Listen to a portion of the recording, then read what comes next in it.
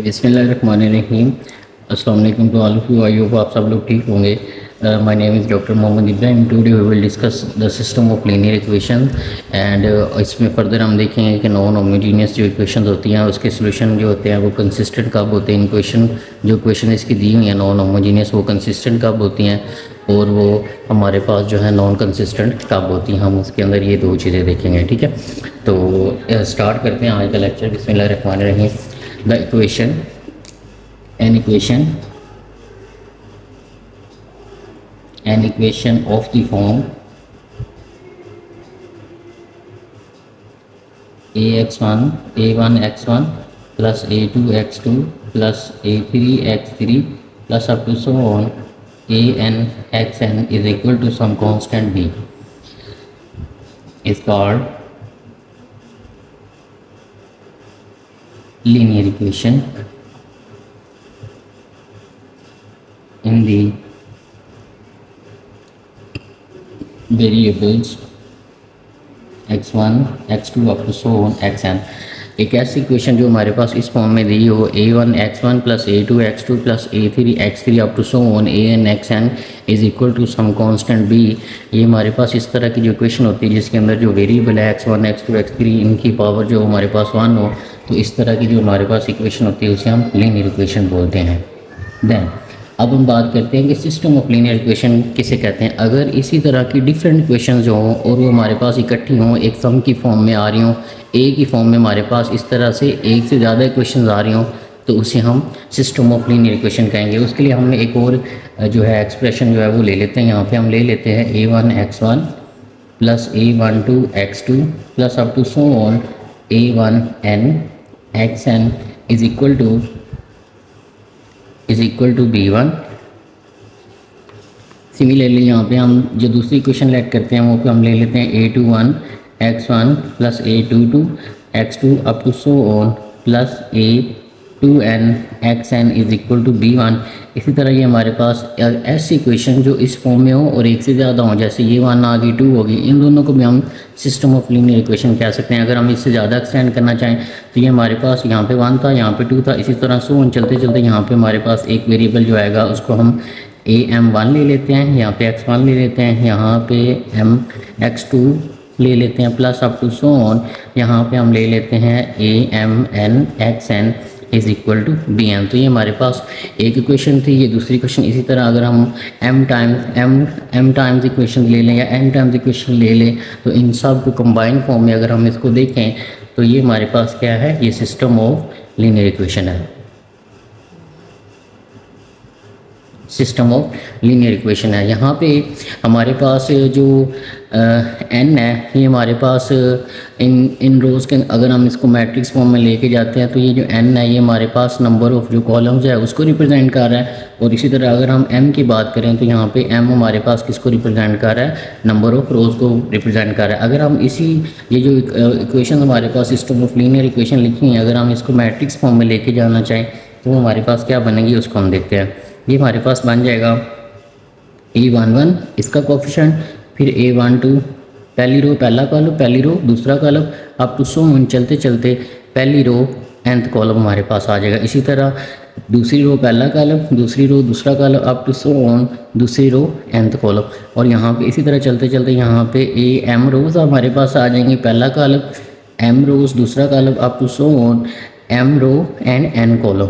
ये हमारे पास इनके कोफिशिएंट बन जाएंगे। और यहाँ पे हमारे पास जो दूसरा मैट्रिक्स बनेगा वो हमारे पास इसके अंदर जो अननोन्स आ रहे हैं उसका मैट्रिक्स हम बनाएंगे, वो हमारे पास बनेगा x1 x2 x3।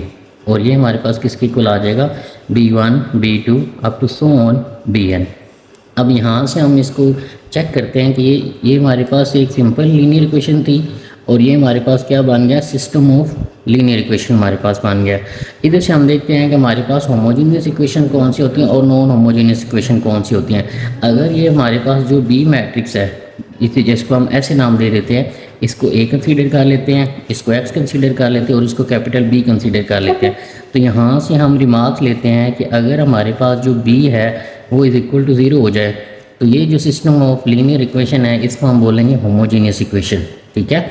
अगर बी हमारे पास 0 हो जाता है, if B matrix is equal to 0 then फिर हमारे पास ये जो सिस्टम ऑफ लीनियर इक्वेशन है ये हमारे पास क्या हो जाएगा, होमोजीनियस हो जाएगा। और इसी तरह अगर हमारे पास जो बी मैट्रिक्स है ये वाला, ये नॉन ज़ीरो होता है, मतलब ये ज़ीरो नहीं होता, तब हमारे पास ये वाला जो सिस्टम बना है, ये एक इक्वेशन थी, हमने इसी तरह के डिफरेंट इक्वेशन ली, उनसे एक हमने सिस्टम बनाया, तो उसको हमने बोला सिस्टम ऑफ लीनियर इक्वेशन। ये वाला जो सिस्टम ऑफ लीनियर इक्वेशन है, अगर इसके अंदर ये जो कोफिशिएंट है b1 b2 up to bn ये अगर ज़ीरो के इक्वल नहीं है, तब हम इसको जो सिस्टम है इसको बोलेंगे non homogeneous, non homogeneous system of linear equation. ठीक है, तो हमने यहाँ से देखा है कि अगर हमारे पास एक इक्वेशन थी तो उसमें हमने लीनियर इक्वेशन का नाम दिया, उनको कंबाइन किया इसी फॉर्म की, तो वो हमारे पास सिस्टम ऑफ लीनियर इक्वेशन बन गया। और इस सिस्टम ऑफ लीनियर इक्वेशन को हम क्या कहेंगे, होमोजीनियस कहेंगे, अगर ये मैट्रिक्स बी जो है हमारे पास ज़ीरो हो जाएगा, मतलब यहाँ पे सारी वैल्यूज़ क्या होंगी, ज़ीरो। और अगर हमारे पास ये वाली वैल्यू जो है वो ज़ीरो नहीं है, नॉन ज़ीरो है, तो ये हमारे पास कौन सा सिस्टम बनाएगा, नॉन होमोजीनियस इक्वेशन बनाएगा।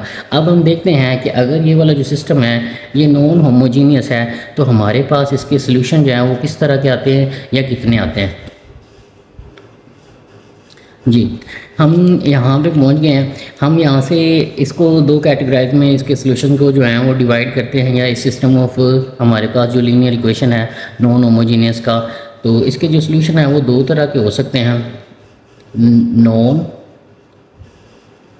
Homogeneous equation.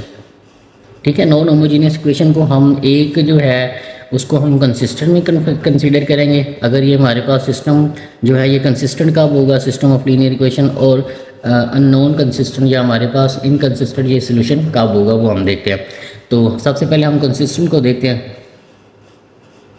ये कंसिस्टेंट कब होगा, ये कंसिस्टेंट हमारे पास कब होगा, जब हमारे पास फॉर एग्जांपल ये मैट्रिक्स था, हमने एक मैट्रिक्स ए बनाया, ये हमारे पास एक्स था, कैपिटल एक्स, और ये हमारे पास बी था।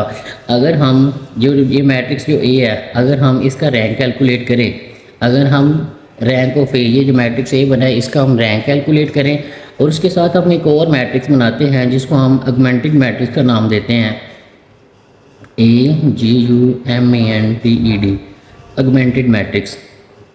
इसके साथ हम एक ऑगमेंटेड मैट्रिक्स बनाते हैं, वो किस फॉर्म का होगा, वो हमारे पास बनता है A कॉलम B, इसको हम इस फॉर्म में लिखते हैं। और ये बनता कैसे, हमारे पास यहाँ पे हम मैट्रिक्स A लिखेंगे और इसके कोफिशिएंट के साथ डॉटेड लाइन लगा के हम कोफिशिएंट B लिखेंगे। जो हमारे पास जो मैट्रिक्स बनेगा, ये जो स्केलर्स है इनका, और ये जो हमारे पास B स्केलर्स आ रहे हैं इनका, स्केलर कोफिशिएंट का, और इनका जो हम मैट्रिक्स बनाएंगे वो हमारे पास जो मैट्रिक्स बनेगा उसको हम ऑगमेंटेड मैट्रिक्स कहेंगे, और हम इसका रैंक कैलकुलेट करेंगे। तो अगर तो rank of A is equal to rank of augmented matrix AB आ गया, तो ये जो सिस्टम हमारे पास होगा ये हमारे पास क्या होगा, कंसिस्टेंट होगा। किसके अंदर, नॉन होमोजीनियस इक्वेशन के अंदर। यहाँ पे हम स्पेसिफिक ये कर रहे हैं कि हम नॉन होमोजीनियस इक्वेशन की बात कर रहे हैं। नॉन होमोजीनियस के अंदर अगर हमारे पास एक सिस्टम दिया, फॉर एग्जांपल ये नॉन होमोजीनियस था, हमने एक मैट्रिक्स ए बनाया, इसका रैंक कैलकुलेट किया, ठीक है। उसके बाद हमने एक मैट्रिक्स जो है AB बनाया, वो हमने कैसे बनाया आगे हम एग्जांपल में देखेंगे। ये एक कोएफिशिएंट मैट्रिक्स लेंगे और उसके साथ डॉटेड लगा के B लेंगे और इसको हम एचेलॉन फॉर्म में कन्वर्ट करेंगे, जिस तरह हम रैंक कैलकुलेट करते हैं। तो अगर ऑगमेंटेड मैट्रिक्स का रैंक्स और ए मैट्रिक्स का रैंक आपस में इक्वल आ जाता है, तो इसका मतलब ये होगा कि हमारे पास ये जो सिस्टम है ये कंसिस्टेंट है, ठीक है। देन सिस्टम इज़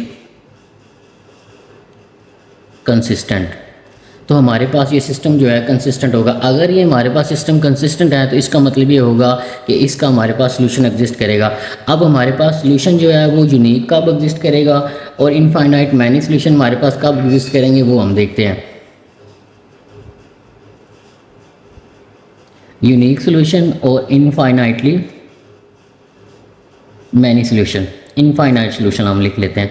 तो यूनिक सोल्यूशन हमारे पास कब एग्जिस्ट करेगा, सबसे पहले हमने ये देखना है कि rank of A is equal to rank of augmented matrix A B ये हमारे पास इक्वल हो, और इसका जो आंसर है हमारे पास वो किसके इक्वल हो, नंबर ऑफ अननोन के इक्वल हो। कि मतलब जितने हमारे पास अननोन वेरिएबल आ रहे थे, जो रैंक है ए का और ऑगमेंटेड मैट्रिक्स का रैंक है वो भी इक्वल हो, और इन दोनों का जो रैंक्स है हमारे पास उस सिस्टम के अंदर जितने नंबर ऑफ़ अननोन्स आ रहे हैं अगर उनके इक्वल आ जाएगा तो हमारे पास जो ये सोल्यूशन एग्जिस्ट करेगा इस नॉन होमोजेनियस इक्वेशन सिस्टम के लिए, वो हमारे पास यूनिक सोल्यूशन होगा। अब अगर हमारे पास rank of A is equal to rank of augmented matrix A B तो है, लेकिन ये हमारे पास नंबर ऑफ अननोन के इक्वल नहीं है, नंबर ऑफ़ अननोन से कम हो जाता है। नंबर ऑफ़ अननोन से क्या हो जाता है, कम हो जाता है। इसको हम इस तरह से भी लिख सकते हैं कि rank of A is equal to rank of augmented matrix A B. इन दोनों का रैंक तो बराबर है, लेकिन इसका रैंक क्या हो जाए, कम हो जाए, और नंबर ऑफ़ अननोन उनको हम एन से डिनोट कर लेते हैं। और अगर नंबर ऑफ़ एन अननोन हमारे पास ज़्यादा हो जाएं तो इसका जो सोल्यूशन है वो इनफाइनाइटली मैनी सोल्यूशन जो हैं वो एग्जिस्ट करेंगे। तो अब हम एक जो हमने बात की है वो हमने बात की कि सिस्टम हमारे पास कंसिस्टेंट होगा। तो कंसिस्टेंट कब होगा, जब रैंक ऑफ ए और रैंक ऑफ बी आपस में क्या होंगे, बराबर होंगे। तो जो सिस्टम का जो सिस्टम ऑफ लीनियर इक्वेशन है वो उसका सोल्यूशन होगा वो हमारे पास एग्जिस्ट करेगा, और उस सिस्टम को हम क्या कहेंगे, कंसिस्टेंट कहेंगे। अब अगर वो कंसिस्टेंट है तो उसके दो सोल्यूशन होंगे, या तो यूनिक सोल्यूशन होगा या हमारे पास क्या होंगे, इनफाइनाइटली मैनी सोल्यूशन होंगे। तो यूनिक सोल्यूशन कब होगा, जब रैंक ऑफ ए और rank of augmented matrix A B भी बराबर हो, और इन दोनों का रैंक नंबर ऑफ़ अननोन जिस इक्वेशंस के अंदर आ रहे हैं उनके बराबर हो। उसी तरह हमारे पास इनफाइनाइटली मैनी सोल्यूशन कब एग्जिस्ट करेंगे कि रैंक ऑफ ए और रैंक ऑफ ऑगमेंटेड मैट्रिक्स आपस में बराबर हों, लेकिन ये इसका रैंक क्या हो जाए, कम हो जाए नंबर ऑफ़ अननोन से, मतलब नंबर ऑफ़ अननोन ज़्यादा हो जाए और इनका रैंक कम आए, तो हमारे पास जो सोल्यूशन बनेगा वो हमारे पास इनफाइनाइटली मैनी सोल्यूशन उसके लिए बनेंगे। तो यहाँ पे हमने इसके एक सोल्यूशन नॉन होमोजीनियस इक्वेशन जो होती हैं वो कंसिस्टेंट हो सकती हैं, और दूसरा केस इसका ये है कि ये हमारे पास अनकंसिस्टेंट हो सकती है, सॉरी अनकंसिस्टेंट। दूसरा केस इसका ये है कि हमारे पास ये अनकंसिस्टेंट हो सकती है। तो इसमें हमारे पास बेसिकली क्या होता है, इसमें हमारे पास हम देखेंगे कि अगर हम रैंक ऑफ ए कैलकुलेट करें वो इक्वल नहीं आएगा rank of augmented matrix A B के, तो यहीं से हम कह देंगे ये जो system of non homogeneous linear equation है वो हमारे पास क्या होगा, इनकंसिस्टेंट होगा। तो अब हम इसको एग्जांपल से समझने की कोशिश करते हैं। तो सबसे पहले हमारे पास एग्जांपल दी हुई है, क्वेश्चन 1 के नाम से हम इसको करते हैं। इसमें हमारे पास दिया हुआ है, हमें ये दिया हुआ है, check the system is consistent और इनकंसिस्टेंट। हमने चेक करना है कि सिस्टम हमारे पास कंसिस्टेंट है या इनकंसिस्टेंट है। तो उसके लिए हमारे पास दो इक्वेशनें दी हैं। पहली इक्वेशन हमारे पास दी हुई है x1 + 2x2 = 1, और यहाँ पे हमारे पास दिया है 2x1 + x2 = 2। तो यहाँ से अगर आप गौर करें तो ये हमारे पास नॉन होमोजीनियस इक्वेशन है, क्योंकि हमारे पास ये जो बी मैट्रिक्स बनना था उसके अंदर हमारे पास सारे क्या हैं, नॉन ज़ीरो हैं। तो इसको चेक करने के लिए हमें पता है कि सबसे पहले हमने चेक करना है कि सिस्टम कंसिस्टेंट है या इनकंसिस्टेंट है। तो उसके सोल्यूशन में हमें सबसे पहले जो ये देखना है कि रैंक ऑफ ए जो है वो rank of augmented matrix A B के इक्वल है या नहीं है। तो सबसे पहले हमने ये देखना है। तो उसको बनाने के लिए हम सबसे पहले ऑगमेंटेड मैट्रिक्स बनाते हैं। तो ऑगमेंटेड मैट्रिक्स कैसे बनाएंगे, ये कोएफिशिएंट 1 आ गया, ये 2 आ गया, ये 2 आ गया, ये 1 आ गया, ये मैट्रिक्स है हमारे पास। इसके साथ हम डॉटेड लाइन लगाएंगे और ये वाला जो बी मैट्रिक्स है इसको यहाँ पे इसके साथ लिख लेंगे। तो ये वाला जो मैट्रिक्स है ये हमारे पास ऑगमेंटेड मैट्रिक्स है जिसको हम ए कॉलम बी की फॉर्म में लिखते हैं। तो यहाँ से हम इसका रैंक कैलकुलेट करते हैं। तो हम यहाँ पे देखेंगे कि जब हम इसका रैंक कैलकुलेट करेंगे तो हमारे पास ए मैट्रिक्स का भी रैंक ऑटोमेटिकली आ जाएगा। तो हमने इसका रैंक कैलकुलेट करने के लिए इसको एचलन फॉर्म में कन्वर्ट करना है। तो एचलन फॉर्म में कन्वर्ट करने के लिए यहाँ पे 0 चाहिए, तो R2 के अंदर हमने तब्दीली लेके आनी है। जिसके अंदर तब्दीली आनी है उसको पहले हम मेंशन करते हैं। तो हम माइनस करवा देते हैं, R1 को 2 से मल्टीप्लाई करवाते हैं और इसमें से माइनस करवा देते हैं। तो 1 के अंदर तब्दीली नहीं आनी, उसको पहले लिख लेते हैं रो 1 को। इसको 2 से मल्टीप्लाई करवा के इसमें सब्ट्रैक्ट कराएंगे, ये 0 आ जाएगा। इसको 2 से मल्टीप्लाई करवाएंगे, इसमें से सब्ट्रैक्ट कराएंगे तो हमारे पास कितना आ जाएगा, -3 आ जाएगा। ठीक है, जब इसको मल्टीप्लाई करेंगे तो वो 4 आ जाएगा। 1 - 4 करेंगे तो यहाँ पर हमारे पास क्या रह जाएगा, -3। और इसको जब 2 से मल्टीप्लाई करवाएंगे तो यहाँ पर हमारे पास क्या आ जाएगा, 0 आ जाएगा। ठीक है, तो ये हमारे पास 0 आ जाएगा। हम इसको दोबारा वेरीफाई कर लें। 2 से मल्टीप्लाई करवाया तो ये 0 आ जाएगा। 2 से मल्टीप्लाई करवाया तो 4 आ जाएगा। 1 - 4 0 हो जाएगा। और इसको जब 2 से मल्टीप्लाई कराएंगे तो ये हमारे पास आ जाएगा 2। तो 2 - 2 हमारे पास क्या हो जाएगा, 0। तो ये वाला जो रैंक है ये हमारे पास ए मैट्रिक्स का है। और अगर हम इस पूरे को देखेंगे तो वो रैंक हमारे पास किसका है, ऑगमेंटेड मैट्रिक्स का है। तो हम यहाँ पे ये देखते हैं कि हमारे पास जो रैंक है, रैंक ऑफ ए मैट्रिक्स है वो हमारे पास क्या बन रहा है, दैट इज़ इक्वल टू 2। और अगर हम ओवरऑल इसका पूरे का रैंक देखेंगे तो हमारे पास ऑगमेंटेड मैट्रिक्स का रैंक हमारे पास क्या बन रहा है जी। तो ऑगमेंटेड मैट्रिक्स का हमारे पास रैंक क्या आएगा, rank of A dot A column B. तो ऑगमेंटेड मैट्रिक्स का रैंक कैसे कैलकुलेट करेंगे, ये पूरा हम देखेंगे कि ये पूरा मैट्रिक्स है। अब इसके अंदर नंबर ऑफ नॉन जीरो रोज कितनी है, वो हमारे पास 2 है। एक ये रो नॉन जीरो है और ये भी रो पूरी क्या है, नॉन जीरो। तो इसका भी रैंक हमारे पास क्या आ गया, 2 हो गया। तो यहाँ से rank of A is equal to rank of augmented matrix A भी आपस में क्या आ गए, इक्वल आ गए। Rank of augmented matrix A column B ये आपस में इक्वल आ गए और उसका आंसर क्या आया, 2। अब रैंक ऑफ ए और ऑगमेंटेड मैट्रिक्स रैंक जो हमारे पास वो है वो 2 के इक्वल आया। अब हम देखते हैं कि इसके अंदर नंबर ऑफ अननोन कितने थे, वेरिएबल कितने थे। तो x1 और x2 जो थे नंबर ऑफ अननोन या वेरिएबल हम इसको कह देते हैं, तो वो भी हमारे पास 2 थे। तो इसका मतलब ये हुआ कि इसका आंसर हमारे पास क्या क्या एग्जिस्ट करेगा, यूनिक आंसर एग्जिस्ट करेगा। ठीक है, यहाँ से हम चलते हैं। हमने ये देखा कि ऑगमेंटेड मैट्रिक्स का रैंक ए का कैलकुलेट किया और ऑगमेंटेड मैट्रिक्स रैंक लिया, दोनों का रैंक हमारे पास क्या आया, सेम आया, वो 2 आया। और ये किसके इक्वल है, नंबर ऑफ अननोन के इक्वल है। तो rank of A is equal to augmented matrix के रैंक्स के इक्वल आ जाए और नंबर ऑफ अननोन भी उतने हो जितना रैंक आया दोनों मैट्रिक्स का। तो हमारे पास क्या करेगा, यूनिक सोल्यूशन एग्जिस्ट करेगा इस नॉन होमोजीनियस सिस्टम के लिए। और यहाँ पे ये हमारे पास सिस्टम क्या है, कंसिस्टेंट है। ठीक है, अगर रैंक ऑफ ए और रैंक ऑफ बी बराबर आ जाता है, ठीक है, तो हमारे पास सिस्टम जो है वो क्या हो जाता है, कंसिस्टेंट हो जाता है। तो यहाँ से इन दोनों को यूज़ करके हम ये बता सकते हैं ये सिस्टम क्या है, कंसिस्टेंट है। ठीक है, और उसके बाद हमने इसको चेक किया कि ये नंबर ऑफ अननोन के इक्वल आया, तो इसका मतलब ये हुआ कि इसका आंसर हमारे पास क्या करेगा, यूनिक एग्जिस्ट करेगा। अब हम इसका साथ आंसर भी निकाल लेते हैं। तो इसके आंसर निकालने के लिए जो हमारे पास मैट्रिक्स आया इसको दोबारा इक्वेशन की फॉर्म में लेके जाते हैं। तो इसकी अगर हम इक्वेशन बनाएंगे तो बनेगी हमारे पास x1 + 2x2 is equal to 1 और यहाँ से -3x2 इज इक्वल टू 0। तो यहाँ से अगर हम x2 की वैल्यू निकालें तो वो हमारे पास क्या आ जाएगी, 0। ठीक है, 2 उधर -3 उधर जाकर डिवाइड हो जाएगा तो ये 0 हो जाएगा, x2 हमारे पास 0 हो जाएगा। और x2 को अगर हम इधर पुट करते हैं इस इक्वेशन के अंदर तो ये आ जाएगा 2 × 0 इज इक्वल टू 1। तो x1 की भी आंसर क्या आ जाएगा, 1 आ जाएगा। तो जो हमारे पास इक्वेशन हमारे पास इस non homogeneous system of linear equation का आंसर आया वो हमारे पास यूनिक सोल्यूशन आया और वो क्या है, x, x2 ये हमारे पास किसके इक्वल है, 1, 0 के इक्वल है। अगर हम इस पॉइंट को अब इधर पुट करेंगे x1 और x2 की जगह पे तो ये left hand side right hand side के इक्वल आएगा। इसका मतलब ये हुआ कि हमारा जो सोल्यूशन आया वो ठीक आया। तो हमने पहली एग्जांपल देखी है जिसमें सिस्टम ऑफ लीनियर इक्वेशन हमारे पास कंसिस्टेंट था और नंबर ऑफ अननोन के इक्वल था, तो हमारे पास यूनिक सोल्यूशन एग्जिस्ट किया। अब हम इसकी दूसरी एग्जाम्पल देखते हैं।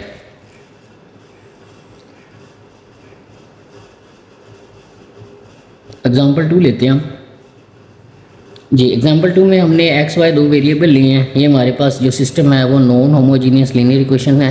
ठीक है, क्योंकि यहाँ पे हमारे पास नॉन जीरो एलिमेंट्स आ गए हैं b की जगह पे। तो सबसे पहले हम क्या कैलकुलेट करेंगे, रैंक ऑफ ए और रैंक ऑफ ऑगमेंटेड मैट्रिक्स। तो ऑगमेंटेड मैट्रिक्स बनाते हैं, वो हमारे पास बनेगा 2, 3, 8, 12 और यहाँ पे डॉट लगा देंगे और यहाँ पे हमारे पास बी का जो मैट्रिक्स है उसकी वैल्यू आ जाएंगे। अब इसको अगर हम एचेलॉन फॉर्म में कन्वर्ट करते हैं हम इसका रैंक कैलकुलेट करने के लिए, तो हम क्या करते हैं, हम 4 से इसको मल्टीप्लाई करवाते हैं और इसमें से माइनस करवा देते हैं। तो R2 के अंदर हमने तब्दीली लेके आनी, इसको पहले लिख लेते हैं और माइनस करवा देते हैं R1 को 4 से मल्टीप्लाई करवा के। तो 4 से मल्टीप्लाई करवाएंगे, ये 2, 3, 7 आ जाएगा। इसको 4 से मल्टीप्लाई करेंगे तो 8, 8 - 8 ये 0 हो जाएगा। इसको 4 से मल्टीप्लाई करेंगे तो हमारे पास क्या बन जाएगा, 4, 3, 12 और ये हमारे पास क्या आ जाएगा, 12 आ जाएगा। सॉरी, इसको 4 से मल्टीप्लाई करेंगे तो 12 आएगा। 12 - 12 तो ये हमारे पास क्या हो जाएगा, 0 हो जाएगा। और इसी तरह हमारे पास जो नेक्स्ट हमारे पास पॉइंट है उसमें हमारे पास यहाँ पे अगर हम इसको 4 से मल्टीप्लाई करेंगे तो 7, 4, 28 आ जाएगा। 28 - 28 करेंगे तो ये हमारे पास क्या आ जाएगा, 0 आ जाएगा। तो यहाँ से हम इसका रैंक कैलकुलेट करते हैं। ये मैट्रिक्स ए का रैंक है। यहाँ पे अगर हम देखें तो रैंक ऑफ ए हमारे पास किसके इक्वल आया, ये मैट्रिक्स पूरा ए, ये पूरा ए का मैट्रिक्स है। तो इसका रैंक हमारे पास क्या है, 1, number of non zero rows in echelon form. तो हमने इसको एचेलॉन फॉर्म में कन्वर्ट किया तो ये मैट्रिक्स ए के अंदर जो एक है नॉन ज़ीरो रोज़ है और एक नॉन ज़ीरो रोज़ है, तो इसका रैंक हमारे पास क्या आ गया 1। अब हमने रैंक चेक करना है हमारे पास जो ऑगमेंटेड मैट्रिक्स है उसका रैंक क्या आएगा। तो अब हम ओवरऑल देखेंगे, अब हम पूरा सिस्टम ऐसे देखेंगे। तो इसके अंदर भी हमारे पास जो number of unknown number of non zero row है वो हमारे पास 1 आ रही। तो rank of augmented matrix A B भी हमारे पास क्या आ गया 1 आ गया। तो अब हम देखते हैं हमारे पास जो सिस्टम है ये वाला कि ये जो हमारे पास system of non homogeneous equation था ये हमारे पास क्या आएगा कंसिस्टेंट आएगा। ठीक है, पहला क्वेश्चन हमारे पास हल हो गया कि ये कंसिस्टेंट हमारे पास आ गया। अब हम देखते हैं कि इसका सोल्यूशन जो है वो यूनिक एग्जिस्ट करता है या इनफाइनाइटली मैनी सोल्यूशन एग्जिस्ट करते हैं। तो उसके लिए हमने चेक करना है कि रैंक ऑफ जो ए है वो किसके इक्वल आना चाहिए, rank of augmented matrix A B के इक्वल आना चाहिए, वो तो इक्वल है आपस में। और इसका जो आंसर है वो नंबर ऑफ अननोन्स के इक्वल आना चाहिए। तो नंबर ऑफ़ अननोन हमारे यहाँ पे कितने हैं, 2 है। तो हमें पता है रैंक इसका क्या है 1 इज़ इक्वल टू 1, तो रैंक तो 1 आया।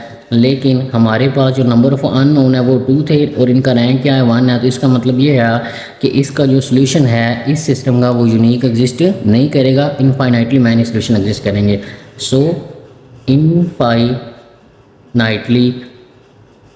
मैनी सोल्यूशन, तो इनफाइनाइटली मैनी सोल्यूशन एग्जिस्ट हमारे पास करेंगे। उनको हम चेक कर लेते हैं कि वो हमारे पास सोल्यूशन कैसे एग्जिस्ट करेंगे या किस टाइप के होंगे। तो ये जो मैट्रिक्स हमारे पास आया एचलन फॉर्म कन्वर्ट करने के बाद इसको दोबारा इसकी मैट्रिक्स फॉर्म बनाते हैं। तो इसकी जब हम मैट्रिक्स फॉर्म बनाएंगे तो वो हमारे पास बनेगा 2x1, सॉरी यहाँ पे हमने x y लिए हैं तो हम x y की फॉर्म में ले लेते हैं। तो 2x आ जाएगा plus 3y, 2x plus 3y is equal to 7 हमारे पास आ जाएगा।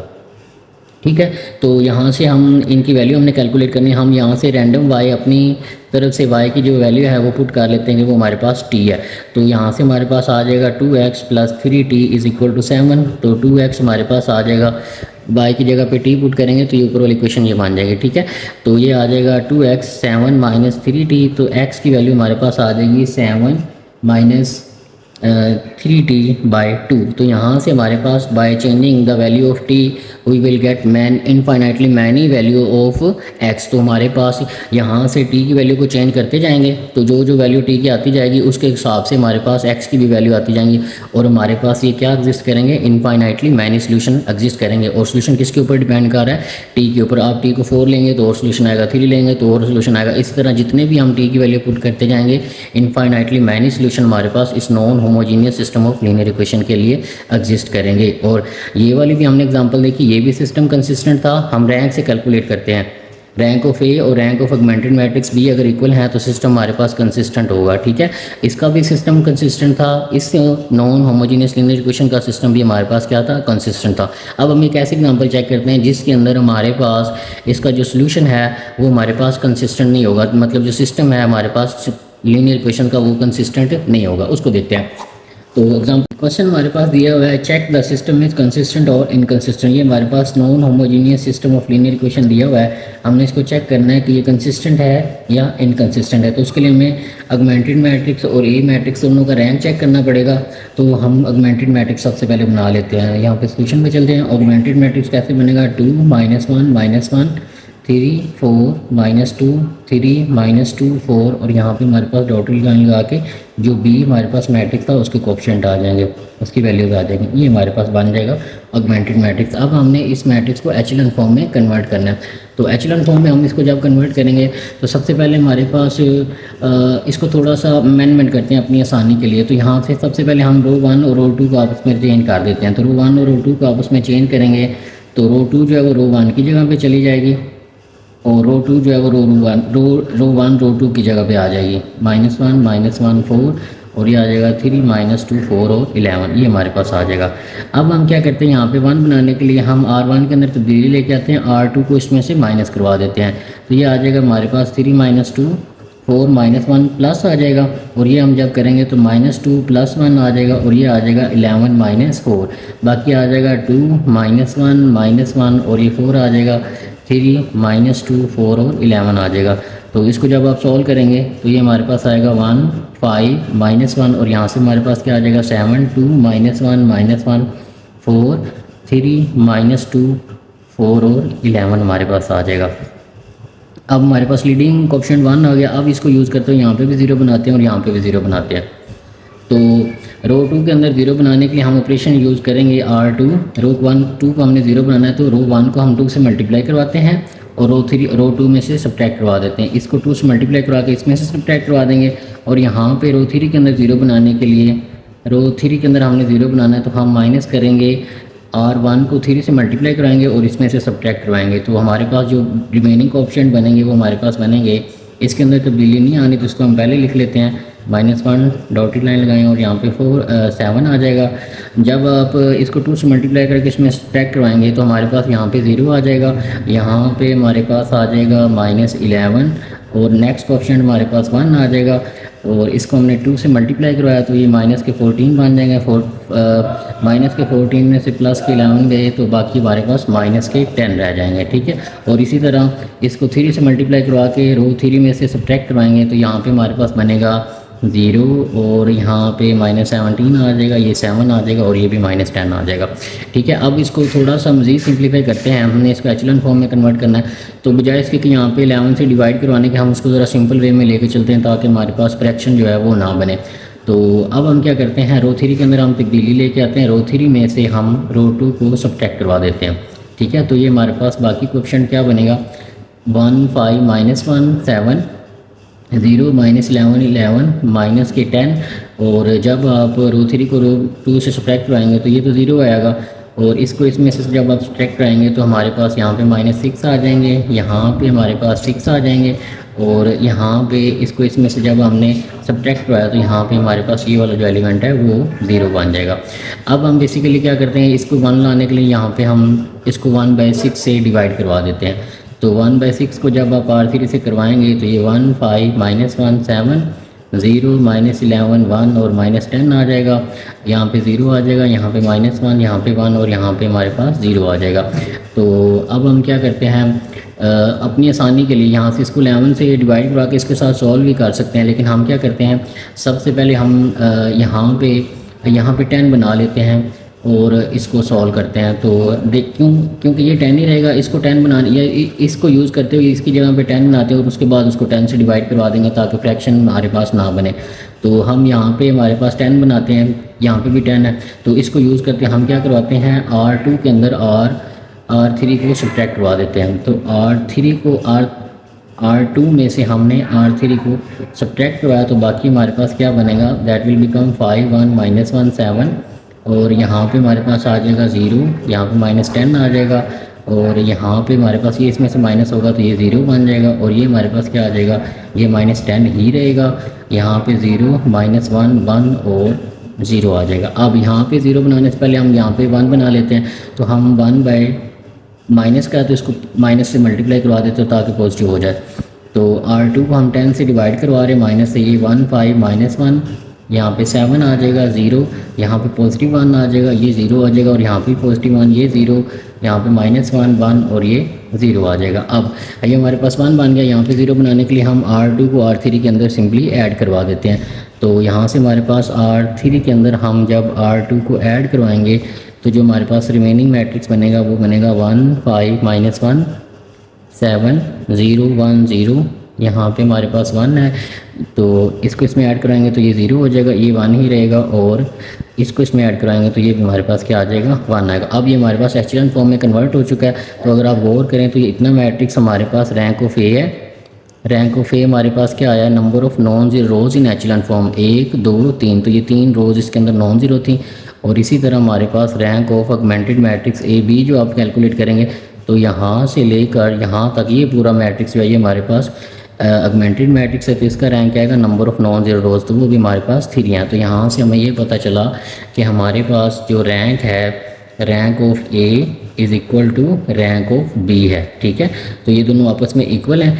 तो अब हम चेक कर लेते हैं, इसका मतलब ये हुआ कि ये हमारे पास जो सिस्टम था वो क्या है, सिस्टम इज़ कंसिस्टेंट। तो सिस्टम हमारे पास क्या है, कंसिस्टेंट है। ये हमने यहाँ पे प्रूव कर दिया। अब हम इसका आगे आंसर भी निकाल लेते हैं। तो हम चेक करते हैं कि इसका आंसर यूनिक, अगर कंसिस्टेंट है तो उसका हमेशा आंसर हमारे पास आएगा, सोल्यूशन एग्जिस्ट करेगा। अब हम चेक करते हैं कि इसका आंसर यूनिक आएगा या हमारे पास जो है इनफाइनाइटली माइनस सोल्यूशन आएंगे। तो इसका हमारे पास रैंक क्या है, 3 है और नंबर ऑफ़ अननोन हमारे पास कितने थे, वो भी 3 थे, x1 x2 x3 वो भी 3 थे। तो वो हमारे पास नंबर ऑफ अननोन के इक्वल आया। तो इसका मतलब यह है कि सोल्यूशन जो है सोल्यूशन इज़ यूनिक।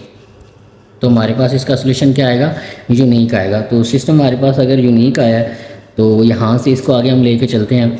तो इसको दोबारा मैट्रिक्स फॉर्म को हम इक्वेशन फॉर्म में लेके चलेंगे तो वो हमारे पास क्या बन जाएगी, that will become x1 + 5x2 और यहाँ से हमारे पास -x3 हमारे पास 7 के इक्वल आ जाएगा। और यहाँ से x2 जो है, x1 और x3 की वैल्यू यहाँ पे 0 है तो वो हमारे पास x2 किसके इक्वल आ गया है, 1 के इक्वल आ गया। और इसी तरह हमारे पास x3 जो है वो भी हमारे पास किसके इक्वल आया है, वो भी हमारे पास 1 के इक्वल है। तो x2 और x3 को इनकी वैल्यू में पुट कर देते हैं। तो x1 प्लस जब यहाँ पे +5 रह जाएगा, यहाँ पे -1 रह जाएगा 7, तो x1 हमारे पास क्या आ जाएगा 7, यहाँ पे 4 रह जाएगा तो उधर का माइनस होगा तो x1 का आंसर हमारे पास क्या आ जाएगा 3 आ जाएगा। ठीक है, तो हमारे पास x1 की वैल्यू 3 आ गई, x2 3 की वैल्यू x1 आ गई 1 आ गई, x1 3, x2 1 और x3 भी हमारे पास क्या आ गया 1 आ गया। तो ये हमारे पास जो है सोल्यूशन है और वो हमारे पास क्या है, यूनिक है, क्योंकि ये नंबर ऑफ अननोन के इक्वल था। तो ये हमने देखा कि हमारे पास किसी भी नॉन होमोजीनियस सिस्टम को अगर हमने चेक करना है कि वो कंसिस्टेंट है या नहीं है, तो सबसे पहले हम रैंक ऑफ ए और rank of A B calculate करेंगे। अगर ये इक्वल आ गए तो सिस्टम कंसिस्टेंट है, और उसके साथ अगर ये नंबर ऑफ अननोन के इक्वल आ गए इसका आंसर, तो फिर हमारे पास यूनिक सोल्यूशन एग्जिस्ट आएगा। तो उसकी भी हमने एक एग्जांपल कर ली है। ठीक है, thank you very much for watching. अपना बहुत सारा ख्याल रखिएगा। अगर आपको किसी चीज़ की समझ नहीं तो आप उसको पूछिएगा, इंशाल्लाह उसको क्लियर किया जाएगा। अपना बहुत सारा ख्याल रखिएगा। अल्लाह हाफिज़।